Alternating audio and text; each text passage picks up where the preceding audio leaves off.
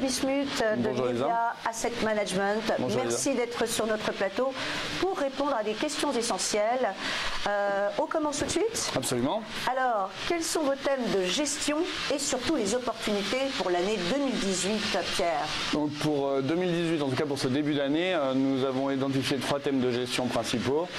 Après les risques géopolitiques qu'on a connus en 2017, on pense que les risques politiques vont animer les marchés financiers, notamment sur les émergents, mais on en parlera plus en détail. Le deuxième thème, c'est bien évidemment la présence des banquiers centraux, toujours prépondérante pour le marché. Alors moins aux États-Unis, mais en Europe toujours et surtout au Japon. Et enfin, on sait que la croissance est de retour dans toutes les zones géographiques et on pense que ça sera un très fort soutien au marché financier. En effet, mais enfin, il semble tout de même que les risques géopolitiques subsistent.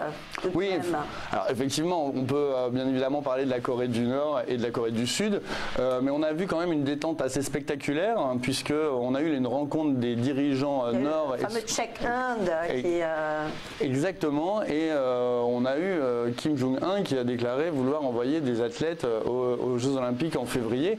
Donc on avait... Un signe fort. C'est un signe fort, et c'est vrai que ça a un petit peu, dans ce contexte, marginalisé Donald Trump qui en était toujours à vouloir déchaîner le feu contre la Corée du Nord. Donc c'est assez spectaculaire comme revirement. Et on a vu que tous les risques géopolitiques finalement de 2017 ont eu soit peu d'impact sur le marché, en tout cas une issue, on va dire, tant que faire se peut, heureuse, comme on voit en Arabie Saoudite où finalement Mohamed Ben Salman a l'air d'avoir gagné son pari. Exactement. Et alors, concernant les événements politiques de l'année, aussi bien en Europe que dans les pays émergents, qu'est-ce qu'on peut en dire? Alors, c'est vrai qu'en Europe, on a eu une sorte de psychodrame allemand depuis septembre, avec l'issue des élections qui n'est toujours pas claire. Donc hier, on a eu une annonce de coalition en Allemagne, la même que précédemment. On va voir si la base du SPD finalement valide cet accord de gouvernement. Alors que Angela Merkel n'a pas véritablement cédé sur quoi que ce soit. Madame Nein... Non, elle a plutôt bien joué, je trouve. Voilà. Et donc elle est toujours fidèle à elle-même. Donc c'est sûr que pour le SPD, ça va être compliqué de faire passer la pilule à ses militants. Néanmoins, à court terme, on peut se féliciter et se dire que l'axe franco-allemand est de nouveau validé, avec un Emmanuel Macron à la manœuvre et sa coéquipière, on va dire Angela Merkel. Après, il faudra voir à plus long terme. Le binôme fonctionne bien.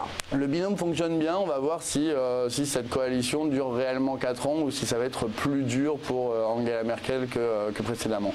Ensuite, bien évidemment en Europe, on va avoir les élections italiennes de mars, où là on a le retour du Cavaliere à 81 ans ou 82 ans et Forza Italia. Donc là encore, on peut se dire qu'on va avoir, même si c'est des législatives, on va avoir un copier-coller de l'élection présidentielle française, à savoir, c'est plus vraiment gauche et droite, mais plutôt pro-européen ou repli sur soi. On va voir qui va l'emporter, mais de toute façon, on sait que ça va être compliqué pour l'Italie. Alors, concernant la croissance en Europe et dans le monde, on va un petit peu généraliser, mais quelle est votre analyse? Alors, nous, on voit bien que les zones de croissance sont complètement synchrones, même si en 2018, on va avoir de nombreuses élections dans les pays émergents. Donc, ça a commencé ce week-end en République tchèque, on va avoir la Hongrie en Europe, on va avoir, je pense, la Pologne et toute l'Amérique latine qui va voter absolument. Slovénie aussi, oui. C'est vrai qu'on va avoir énormément d'élections, donc ça peut mettre en jeu la croissance. La dernière élection qu'on va avoir, ça va être les élections de mi-mandat aux États-Unis et on pense que ça peut se transformer soit en plébiscite pour Donald Trump ou alors le début de la fin. Donc ces événements politiques, beaucoup moins géopolitiques qu'en 2017, mais ces événements politiques peuvent peser sur la croissance. Néanmoins, si on regarde les métriques qui viennent d'être publiées, on a une croissance en Allemagne de 2,2%, ce qui est très bon. Très bon. On attend pour la France en rythme annualisé à 2,3% d'ici la fin janvier pour 2017, ce qui serait jamais vu depuis 2017. Alors qu'on nous annonçait 1,9, maximum 2, donc exactement. Ce serait quand même assez exceptionnel. Donc ça serait vraiment très bien. Et on voit que les pays émergents qui avaient fait du surplace jusqu'en 2016, avec même des violentes baisses, notamment sur le Brésil, en 2017, c'est un petit peu comme le phénix, on voit que les zones de croissance sont véritablement fortes, aussi bien évidemment en Asie, mais surtout en Amérique latine. Et donc on va voir si les élections vont peser sur cette croissance.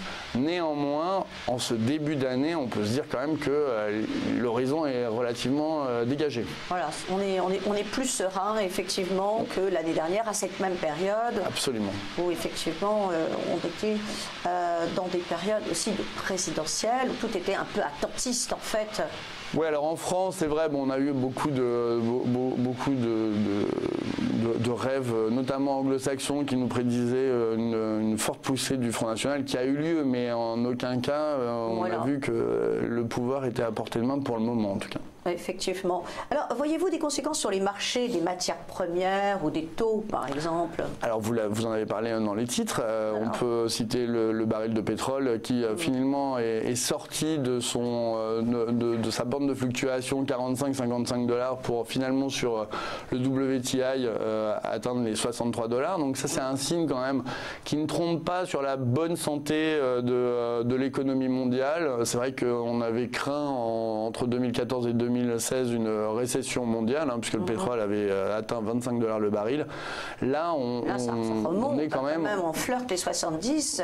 Il y a encore 2 jours, on avait dépassé la barre des 70. Voilà, sur le Brent, c'est effectivement c'est un signe assez fort que finalement la croissance mondiale est plutôt bien orientée. Un autre signe qui ne trompe pas non plus, c'est bien évidemment la courbe des taux aux États-Unis.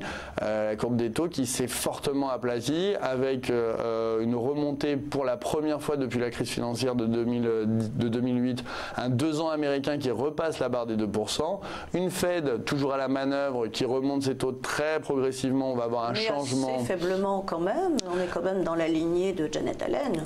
Exactement, mais il n'y a pas eu de rupture. Non, il n'y a pas de rupture. Le nouveau président de la Fed, Jerome Powell, va poursuivre cette politique, mais c'est vrai qu'on a des attentes et des anticipations des intervenants sur le marché qui sont parfaitement ancrés par la Réserve fédérale. Un aplatissement de courbe, ça veut toujours dire la même chose, c'est que c'est peut-être le début du commencement d'un cycle, mais pas la fin. Voilà, donc on est finalement dans une croissance très visible aux États-Unis et parfaitement encadrée, on va dire. Par sympathie, on a les taux allemands qui ont enfin remonté, donc c'est marginal en taux, mais c'est vrai qu'on remonte sur le 10 ans, on a passé franchement la barre des 0,50%. Donc est-ce un signe que finalement les banquiers centraux vont gagner leur pari et faire revenir l'inflation dans leur cible de 2%? On verra. C'est vrai que l'environnement technologique organise, on va dire, la désinflation. Néanmoins, c'est vrai que le baril de pétrole nous donne une petite indication. Donc on est finalement aussi bien d'un point de vue macroéconomique bien orienté et d'un point de vue des métriques de marché bien orienté également.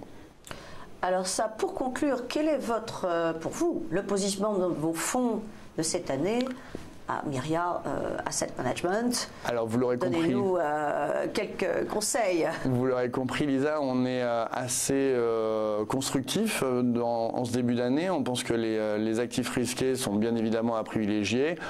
Bon, les actions américaines sont toujours très hautes, mais de plus en plus hautes, donc on est plutôt neutre sur cette zone géographique. Néanmoins, on est relativement confortable à investir franchement sur les actions européennes qui restent en retard par rapport à leurs homologues américaines, émergentes et également japonaises, puisqu'on a vu un rebond de la croissance au Japon et que finalement depuis les élections de l'année dernière, AB a un pouvoir largement renforcé. Voilà. Merci Pierre, merci pour cette analyse et nous attendons avec impatience donc de voir ce qu'il va se passer en 2018. Merci Lisa.